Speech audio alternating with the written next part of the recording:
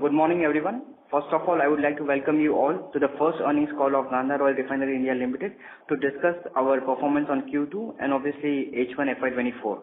I would like to extend my gratitude to everybody who has taken the time to attend this call. I would also like to thank every one of you for such an overwhelming response to our IPO. Your trust and belief in Gandhar has been instrumental in making this endeavor a resounding success. I have along with me Mr. Indrajit Bhattacharya, who is our CFO, to address the queries. Before I start with the business update, I would like to take this opportunity to formally introduce to the company all the participants here. The company was incorporated as Gandhar Refinery India Private Limited in the year 1992. Subsequently, the company had become a public limited company in August 2005 and the name was changed to Gandhar Refinery India Limited. We are one of the leading manufacturers of white oil in India and one of the top 5 players globally, having a specific focus on the consumer and the healthcare industry. Our product suite comprises over 440 products which are manufactured across our personal care healthcare division, that is the PHPO division, the lubricants division, and the PIO, that is the process and the insulating oil division, which all the products are falling under a brand name Diviol. We boast a distinguished clientele of more than 3,500 customers spread across 100 plus countries. Our products serve as a key ingredients for top Indian and international companies used in the production of final goods across various sectors such as consumer, healthcare, pharmaceuticals, automotive, industrial, tire and rubber industries. In the specialty oil sector, the white oil market is experiencing a fastest growth. And in the fiscal year 2023, we are one of the largest white oil manufacturers by revenue and encompassing both domestic and overseas sales. On the operational front, currently we operate 3 state-of-the-art manufacturing facilities strategically located to meet the demands of both our Indian and global operations. 2 of our plants are located in Western India, while the third plant stands proudly in Sharjah, UAE. The combined expense of this facility spans at impressive 128,454 square meters.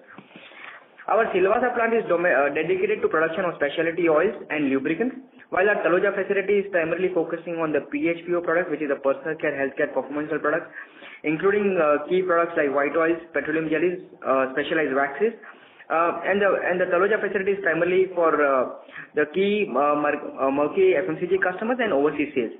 Lastly, our UAE plant is instrumental in crafting specialty oils for Africa, GCC and the Middle Eastern region. In our commitments to the continual growth, we are in the process of expanding our production capacity at our Taloja facility by 100,000 KL. 25,000 KL is already on stream and the balance 75,000 KL we expect to be on stream by end of this fiscal. In terms of the market outlook, we maintain a high level of confidence in India's growth trajectory despite potential challenges such as fluctuation in the raw material pricing, the crude oil pricing, demand moderation, inflation, acting as a transient setbacks. We firmly believe that the prospect of double-digit growth endures us in the long run. In conclusion, we hold a positive outlook for the rest of the year and our confidence is grounded in the belief that our strategies which center on expanding our customer base, emphasizing high margin segments and our dedication to research and development position us favorably to achieve the robust operational and financial performance in the forthcoming years.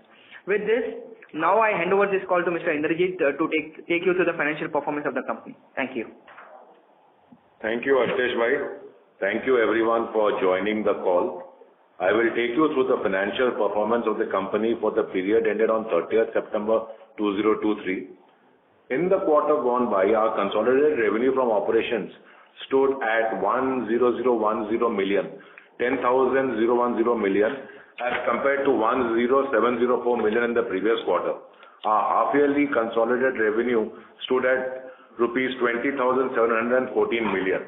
Our total overseas sales for Q2 FY22 stood at 4,896.3 million, comprising 48.9% of the overall sales as compared. Total overseas sales for Q1 24 stood at 6,905 million and 11,801 million in H1 24, comprising 64.6% and 57% respectively of overall sales. Our consolidated EBITDA for the quarter stood at rupees 1059 million as compared to rupees 841 million in the previous quarter. Our half-yearly EBITDA stood at 1,600 million. EBITDA margin for the quarter is 7.6% as compared to 7.9% in the previous quarter and 7.7% in H1 FY24. Our consolidated profit after tax for the quarter stood at 481 million as compared to rupees 542 million in the previous quarter. Our half-yearly profit after tax stood at 1023 million.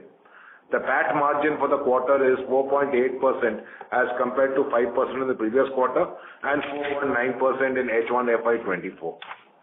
The manufacturing gross margin spread for the quarter stood at 10060 million as compared to rupees 10837 million in Q1 FY24 and 10438 million in H1 FY24. Thank you all. That is all from my side, and now we can open the floor for your questions. Thank you very much. We will now begin the question and answer session. The first question is from the line of Rushabh Shah from O3 WAM. Please go ahead. Yeah, hi, good morning. Am I audible? Yeah. I had a few questions. So what is the term of contract with your customers you have? Let's say the term of 1 month, 3 months, 6 months. What is the term of contract you have with your customers? So you want to give all your questions together, or you want me to answer one by one? No, sir. One by one is fine. Good. So with few of our customers, we have a long-term contracts for a year. Okay. So few of them you have a long-term contract, and with few you have a short-term, like what is the time period? The business model is divided into two. I mean, our sales are divided into two kind of models. One is the long-term contracts that we have with few of our customers, and balance is the spot sales. Now, in long-term contracts, our prices are, based on raw material pricing. We have a price pass-through contracts with our customers. And for the spot customers, we have a price list that is, generated to our marketing team every 15 days, taking into account the movement in the raw material pricing, taking into account, the fluctuations of the dollar-rupee movement as well. Okay, so when you decide to go for a long-term contract, how do you manage the price fluctuations? As I told you, we have a price pass-through contract. So this contract typically has, a part of the contract built up as the raw material pricing. So there is an index which is publicly available called ICIS, where the raw material pricing, forms a part of the contract. So the price increment or decrement can be passed on to the customers accordingly. Okay. So, if you could just expand a bit on what is the risk management policy of your company? Like you hedge it through derivatives or on the what front, sir? No, so for the dollar rupee, we mostly enter into the plain forward contracts, with our banks. And if you see the four risks that we have in the company, we perceive the risk. One is hello. Yes, sir, I'm audible. Yeah. Risk that we perceive in the company, one is the forex risk, wherein we more than 55% of the total revenue is overseas sale, which contributes as a natural hedge to the company. The second risk, is the customer concentration. But if you see, we have more than 3,500 set of customers, and the top 5 or top 10 or top 20 customers do not contribute to more than 15 to 18% of the total revenue of the company. So, the liquidity risk, is, the credit risk is, is spread across so many customers. So we don't perceive it as specifically a risk. And the third one is the commodity price risk. As I informed to you, thanks to the contracts that we have with our customers, we are in a position to pass on, the increment or decrement of our raw material pricing to our customers. Okay. Okay. So our next question was, what is the advantage of the Indian companies like Gandhar, Panama, Savita, Apar? What advantage do they have in this industry, and what competition are you facing from China? See, if you see, till date we have not faced any such competition from China. Now, if you see the white oil market, is not more than $0.43 billion. So the market is, too small, for Chinese to think of entering into the business. But having said that, with the quality of customers that we have, with the approvals that are required, for entering into key marquee names of the FMCG industry, the empanelment time is nothing less than 4 to 5 years, for getting empaneled by a marquee customer. So the process itself is so huge, that you end up, giving your time, and that too, with no clarity that, end of the day they would definitely buy from you or no. Okay, but that would be the China part. Then what advantage the Indian companies have? Like there are 3 or 4 companies, Apar, Savita, Panama, Gandhar. So what advantage do you all have in the industry? See, I would be focused on Gandhar. See, Gandhar, we are the largest manufacturers of the white oil and market leaders in India, and one of the top 5 players globally. Our focus, unlike other companies, is purely on the personal care healthcare division, which contributes to more than 56% of the total revenue of the company. Yes. Having said that, the second point is our overseas sale has contributed to more than 57% of the total revenue of the company. So the company is purely focused on the personal care healthcare division and also focused on, expanding wallet share with its customer, empaneling new customers, and growth with existing customers. Okay. So my last question is, why is it that the Gandhar is focused so much on the white oil industry when there are already other players and not focused less on some other industry like the ink industry? So what do you think would change in the white oil industry so you have entered this industry? See, as per the CRISIL report, white oil industry is expected to grow at a double-digit CAGR in next 5 years, So obviously there is enough room for expansion in this industry. Second thing, with the multi customers that we have, we are empaneled with, few of our customers globally as well. And that too with some customers, we are just approved for 1 or 2 regions. So, there is enough room for further expansion itself in this industry. And with the approvals that we have, with the quality of customers that we have, and with the quality continuity or the quality assurance that we give to our customers are happily increasing our wallet share, year on year. Okay. Thank you so much for answering my question, sir. Thanks. Thank you. Participants may press star and 1 to join the question queue. The next question is from the line of Pranay from J&J Holdings. Please go ahead. Hi, good morning, sir. Thank you for the opportunity.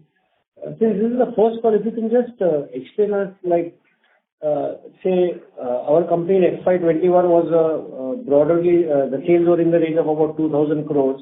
From 21 to 23, it's gone to 4,000 crores. Whereas the gross margins have gone down from 18% to, say, 13%. And working capital days have increased from 19 to 31 days. So if you can just explain us what has happened in between these 2 years. Have you ventured into products which were lower margin products? If you can just throw some light, that would be very helpful, sir. Yeah, so see, FY21 was the Corona year. That is the year in which we were the only plant which was open. I mean, we could open the plant within 15 days of the lockdown. Everyone else was closed. So that was the period when we could command those margins which were there, both in terms of gross margin and EBITDA. Subsequently, when it opened up, this advantage was not available. That's why we came back to the normal levels. So FY21 can be considered as above normal, beyond the normal year for us. So what are the sustainable margin, gross profit margin that we can see as a company going forward?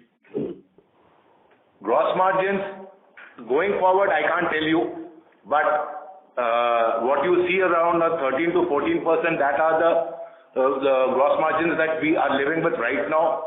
Endeavor is to improve it. But as of now, we are 13 to 14% of the gross margins which we are living with right now.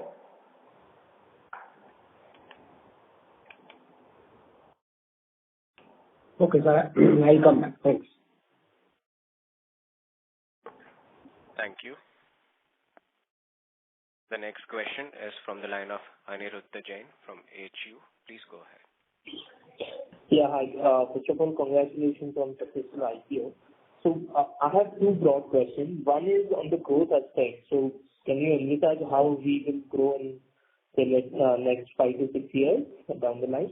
And the second is we have extremely good repeated contracts. So can you please brief us on what makes client to stick with us? Can you just repeat the second part of the question? It was not clear. I mean, maybe the line was not clear, but... Mr. Anirudh, sorry to interrupt. If you are using the speaker mode, may we request you to use the handset mode to ask a question, please? Yeah, sure. So my second question is, we have a good repeated, client orders. So just wanted to understand what makes clients to stick with us. Okay. So, I'd like to answer this, in 2 parts. One is the growth trajectory. Obviously, if you go back to the even history of Gandhar has, given a good growth of CAGR of more than 15% in last 2 years, and over, I think, more than 1 second. I'll just give you the exact number. Yeah. So if you see so Gandhar has witnessed a strong growth, over past 3 financial years of more than 40%, in last 3 years. Coming back, to the future prospects, we anticipate, to have a volume growth of at least more than 10%, in the future years. We are also endeavoring to increase our production capacity in our Taloja facility, specifically for the personal care healthcare division, where we anticipate, the growth for the business, would be coming from. Coming back to the clientele, why they would like to want to come from repeat orders is, see, one is the quality. Second thing is consistent in the quality and increasing the wallet share. Because if you see the products that are being given by Gandhar to these customers are used in brands. So as a brand owner, a multi-billion-dollar brand, the companies would not want to change its vendor frequently. So all these multinational companies, would like to, prefer to stick to a couple of manufacturers, to ensure a stability in supply and consistency in quality. Having said that, the focus for Gandhar, and the strategies that Gandhar would be focused on 4 key criteria. Basically, growth with existing customers. So today with few customers, we are only approved in Indian facilities. We are endeavoring, our best to get the products approved globally. So, that is one part of the region. With few of the products, with few of the customers, we have also, manufactured new products and, some of the commercial supplies have already started to these customers. So, that is how, we want to increase our wallet share with the existing customers, grow with the customers and also focus on acquiring new customers. Okay. Thank you so much. Thank you. The next question is from the line of C.A. Nihar Shah from Crown Capital. Please go ahead. Good morning, sir. Just a small question on seasonality of our business. As I'm new to this industry, can you just guide me through the seasonality? Is there any seasonality in our business? So if you see the quarter on quarter, if you see the revenues or growth, are quite similar, across the quarters. But specifically, if you see historically, some quarters are better performing quarters. So we anticipate Q3, Q4 to be a better performing quarter, at Gandhar. But if you see on the revenue front or on the sales front, the quarter on quarter performance are almost similar. So there is no such acute seasonality in the business. Okay. And we have been growing in last 3 years, like at CAGR of around 40%. So do we see that going ahead in a similar range, or can it be lower or higher, something around that? See, as discussed, we would like to clearly focus on personal care healthcare division. The strategies are very clear, within the company as to how we want to grow. In terms of, expanding the wallet share with the customers, grow with the customers and, expanding across geographies. So, we would like to focus on our strategy, and obviously growth will be a function of how well we implement our strategies, how closely we work with our existing customers and empanel new customers. Oh, okay. So you won't be giving any guidance like any double-digit growth. I guess you have said that in our commentary in the beginning. See, the idea is, to grow. The endeavor of the company is obviously, to generate growth and generate value for our shareholders as well, But having said, it will be difficult for me to give you a specific guidance on, the exact number that you are expecting from us. Would be difficult for me to give you a pure forward-looking guidance. But yes, we would like to focus on strategies and, and would like to grow as we have grown in the past. Okay. And one small, I know you won't be giving number, but can you give a ballpark number for, let's say, where we see the top line after 3 years from now? A ballpark figure. See, Hello? Yeah. Top line is a function of the raw material pricing as well. But if you go back to the history at Gandhar, we have generated stupendous growth in terms of revenue as well as volumes as well. So we would like to focus on increasing our volumes in the future with our strategies that we have. Okay. Thank you. Thank you so much. Thank you. The next question is from the line of Ritesh Poladia from Girik Capital. Please go ahead. Yeah, thanks for the opportunity. Sir, few questions on this Taloja expansion for this 1 lakh kiloliter. So what's the capex plan? Sorry, can you repeat that?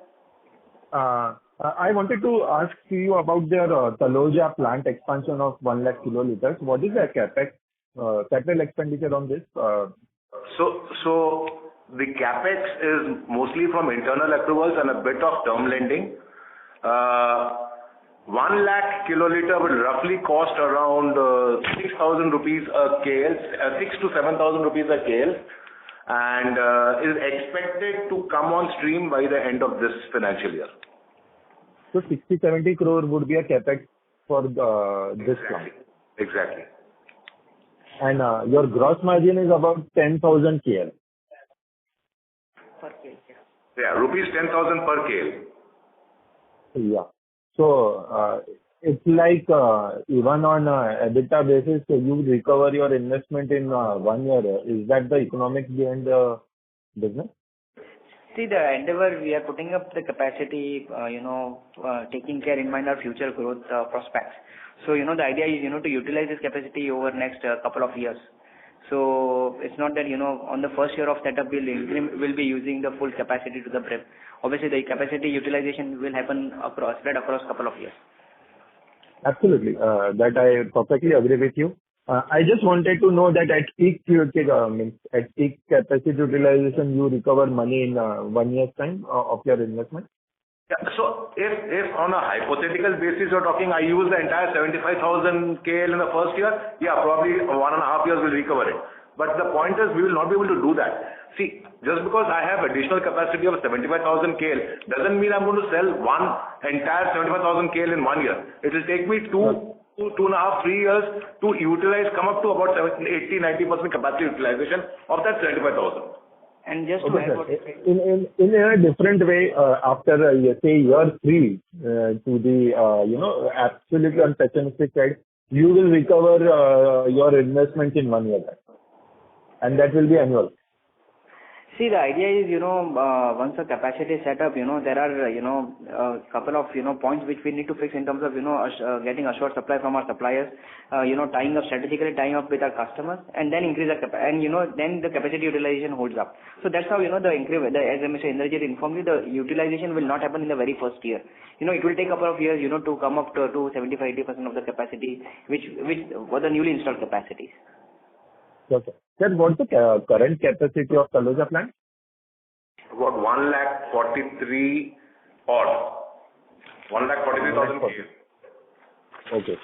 And do you supply from any other plant for this personal care products and pharmaceuticals, or this is a dedicated plant?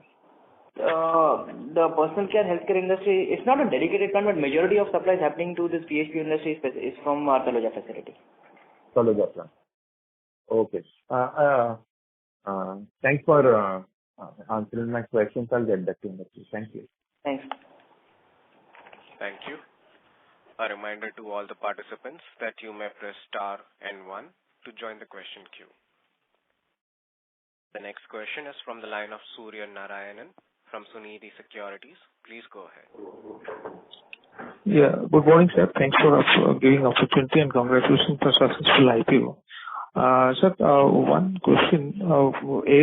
Our margins are lower to competitors, and we tend to believe that when that kind of strategy would be there, then obviously the volumes should have been rising at a good pace, whereas we are going lower than our historical average of, on the reported half, we have grown around 6.9% volume-wise. So what would be the strategy? I mean, is it that now we are new to this industry and perhaps the competitors have been heirs and they have established their presence and they are enjoying better margin than us? What is the sense it is coming from, sir? See, first of all, we at Gandhar would specifically focus on the personal care healthcare division. Unlike other players in the industry, where some peers are having a major market share in the other businesses. We are the leaders of white oil in India, and we would like to grow in the personal care healthcare division. Unlike others, we carry a substantially lower inventory. If you see our inventory days, are substantially lower even amongst our peers as well. Just to give you a brief, as of FY of 34 to 35 days. So we are carrying a substantially low amount of products are available to deliver to our customers on time. One point, obviously, the idea or the strategy at Gandhar would be definitely, to there is a bit of data increase in terms of, increasing our wallet share with our existing customers. Your voice is cracking time and again, sir. Sorry to interrupt, sir. Can you hear me? We can hear you, but there is a bit of a disconnection which comes in few seconds from your line, sir. Now is it clear? Yes, sir. Okay. So, to inform you is, the growth trajectory, we have internally set the benchmark as to how we want to grow. Now, having said that, we are definitely increasing our capacity by 100,000 kiloliters in our Taloja plant, specifically for the personal care healthcare division. The strategies of Gandhar, would be, again, to grow with the existing customers, increase wallet share with the existing customers, to develop new customers also. There are still a couple of customers, which are still not, on our customer base at Gandhar. So, the team is, consistently, in discussion with the new customers, so the new business also could come in. And also, the third growth strategy is also to develop new products for its customers. So this is where we would like to focus on our strategies and ensure the volumes of the companies are growing in the near future. Oh, my sense is that if we segregate the base oil industry, derivative industry between the, let's say, industry, auto, and others, vis-a-vis the personal care and healthcare. So here, what I am understanding is that the competitors who are majorly present in the other aspect of, let's say, industry, auto, and others, so they are deriving better margin than us. So is it that the healthcare industry is not generating that kind of spread? Because in FY21, the Mr. CFO was telling the spread was 10,000 close to 11,000 in FY21, and we are still at the nearly lower to that. And first half we generated around 10,250 per kiloliter spread. So where is the trajectory? I mean, if that is the case, then obviously we should be doing more of the revenue than the margin. I mean, to get absolute higher EBITDA. Sahib, namaskar, Indrajit here. Yes, sir. Thanks. Okay. Now, see, auto lubes is a degrowing market. We don't want to be going in that market. With the coming of the electric vehicles, we don't see auto lubes picking up. Okay. So one of our peers is bigger in the auto lubes. That's why currently they are concentrating totally on auto lubes. Another peer of ours is very high on transformer oils. We are not very keen on getting into transformer oils because transformer oils sucks up my working capital. The payment terms gets hugely extended. We are also not looking into that part of it. For us, it is a plain vanilla case of we would like to take this PHPO forward and grow in this. Yes, the margins are what they are right now. They will grow as the PHPO part of it increases in our product mix. And just to add what Mr. Indrajit, see, there is a consistency in the gross margins that the company has been delivering, With the volume growth that we have done and with the consistency in the gross margins, and with, increasing the wallet share, we will ensure the mix is improving, the quality of customers are improving, and also the endeavor is, to also improve the margins in going ahead. Because the Raj Petro has been taken over by the Brentag Group, and it is a German-based company. So is it that their reach to the MNCs, global MNCs and the FMCG sector is better than us, so that they are deriving, because that is of course an unlisted company. So just to get from your side now, what is the, how can we increase the realizations of spread during the IPO time, it was, I understand that, we were eyeing around 12,000 rupees per spread, but it is, far below than that. So how you plan to achieve that kind of feed of 12,000 rupees per kiloliter? As of now, it is 10,250. We are not even touching 11,000. See, first of all, I would like to, stress on our beloved Prime Minister Mr. Narendra Modi's campaign of Make in India. So, being in India, obviously, we would not like to comment on, whether if they are German-based company, they will have an access to MNCs. I don't think that is the correct fact. See, we are also operating with so many multinational customers. We are exporting to 100 plus countries. More than 55% of the total revenue is generated from export business. So I don't think this is a threat that if it's a German-based company, they have a better access to MNCs. So that is not that is not the fact what I would like to accept. Second point, yes, the current gross margins are at 11,000 rupees per kilo approximate, 10,000 to 11,000 rupees per kilo approximate. Now, if you see, we are the latest entrant in this business. The competitors that you just named, are in the business since more than 50 years, 70 years. But even after having said that, we are the leaders of white oil in India. The endeavor is, to grow in the personal care healthcare division. We have still few of our customers who are still not empaneled with us. We are, striving hard to increase our wallet share with the customers, and with the strategies that we have, we have devised, for the future growth part, we should be in a position, to improve our gross margins in the near future. So your Sharjah facility is around 45. Sir, just last question, sir. Last question. Mr. Narendra, there are several other participants waiting for their turn. So in case if you have any follow-up questions. Only, sir. Only last question. I request you to rejoin the question queue, sir. There are several. Okay. Mr. Naik, you can continue. It's fine. Okay. So the Sharjah facility is the highest. There is a 45% EPO capacity share. So it was known from the RHP that it was underutilized compared to the Indian units. So and also during our interaction during the IPO times, it was mentioned that three leading market names were actually currently in the process of onboarding. So that process is still pending. So what is the current capacity utilization of Sharjah, Silvassa and Taloja? So if you can give, and what is the year-ending capacity utilization you are estimating?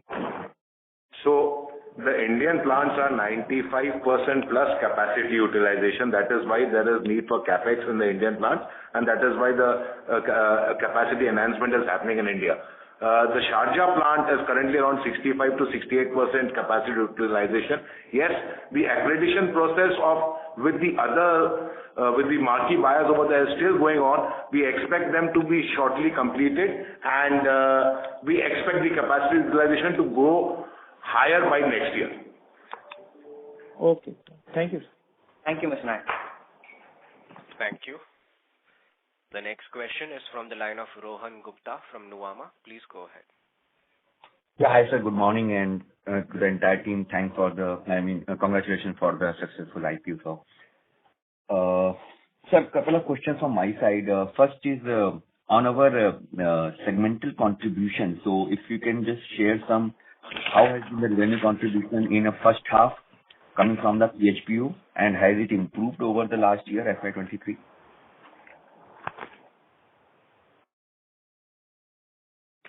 Yeah, what is your second question? Sir, I'll come back to you. Just looking for this answer for this first question. So Rohan, it is stayed in that usual 53 to 55%. It has not gone up or come down. So I can tell you on a sale of 1,000 crores in Q2, okay, 521 is PHPU. So it's at 52%. And more than 75%, 72% is coming from the consumer and the healthcare sector. More than 70%, you said? Yeah. That is in first half? Yes. That is in Q2. Okay. Yeah. Sir, I believe that H1 also, entire first half will be roughly 70% plus coming from the PHPO? No. PHPO is 50% odd. See, 1,073 crores out of 2,071 crores. So 52% is PHPO. Out of that PHPO, 70% is coming from these two segments. Okay. Got it.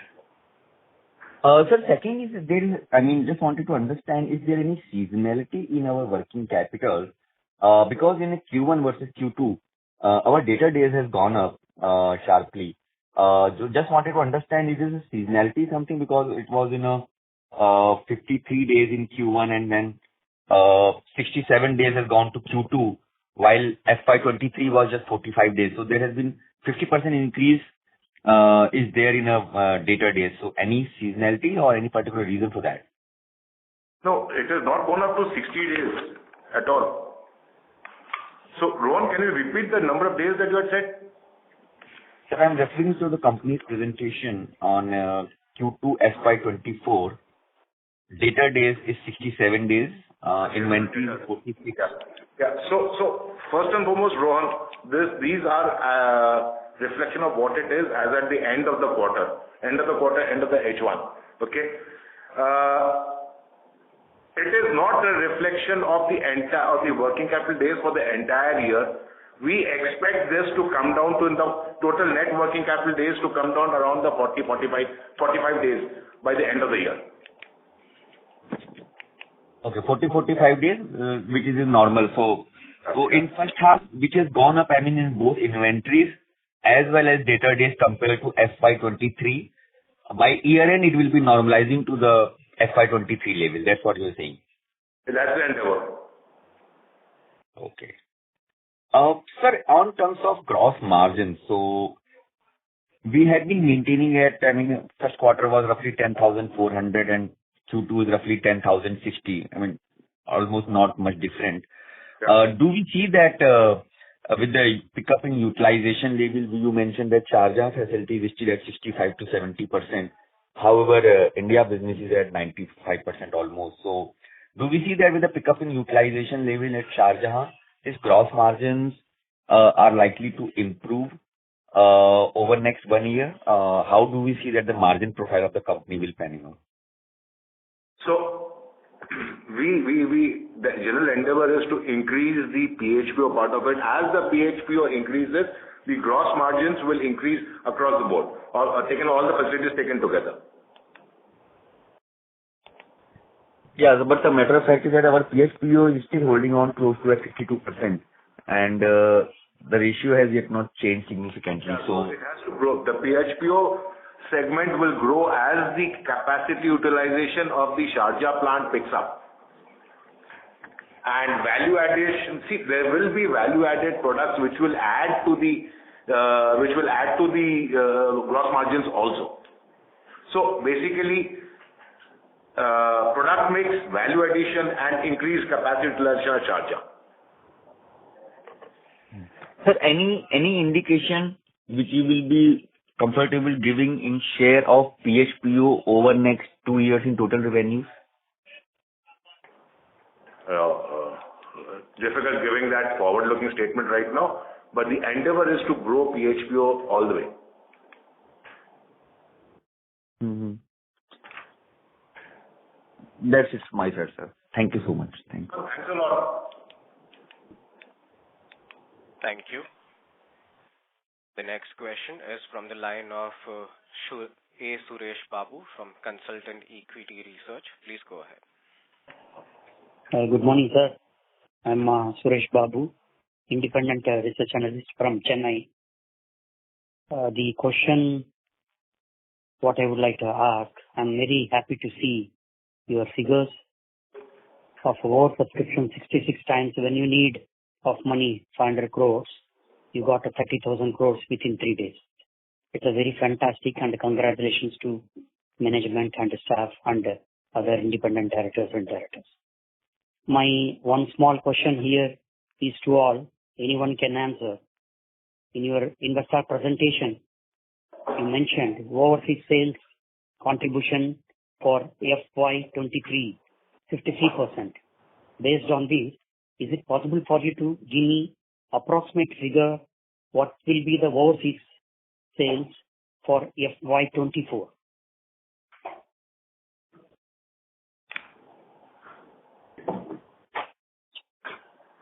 So, as our sales picks up across geographies, the overseas sales will pick up. It is also our endeavor to spread into other continents. It will definitely be in the range it will be in excess of 50%. This much I can assure you right now. Difficult giving any more detailed figures for the future. Okay, thank you very much. Thank you. The next question is from the line of Preetham from Wealthy Wire. Please go ahead. Hello. Yeah, we can hear you. Audible? Yeah.